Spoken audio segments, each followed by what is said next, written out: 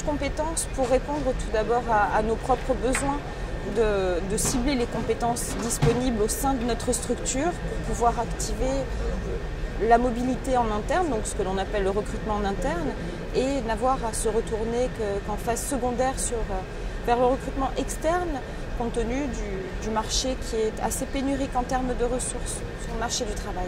L'innovation a été en fait de mettre en interaction la formation, la gestion des compétences stricto sensu et l'affectation et la charge pour avoir une notion de temporalité de l'affectation de la ressource, de ses compétences globales, toutes confondues, que ce soit les compétences requises pour le poste pour lequel elle a intégré la structure, mais par ailleurs ses autres compétences disponibles, toutes ces compétences techniques, comportementales, on a su les analyser.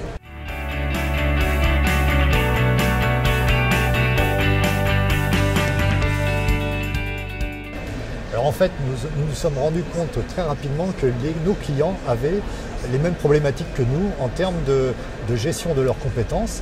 Et comme il n'y avait pas réellement d'outils sur étagère de disponibles, il fallait absolument proposer une prestation plus large de services liés à ce concept en accompagnement amont et en accompagnement aval pour déployer le besoin. Pour réussir une démarche compétence, il ne faut pas la manquer.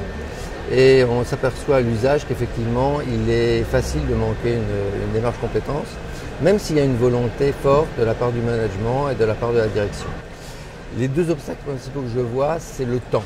Les démarches peuvent être longues. Si elles sont longues, les acteurs, qui sont nombreux, puisque ça touche l'ensemble des services, peuvent se lasser. Et s'ils se lassent, la démarche s'arrête d'elle-même. Alors au niveau du vocabulaire, oui, il y a également un obstacle important qu'il faut savoir lever.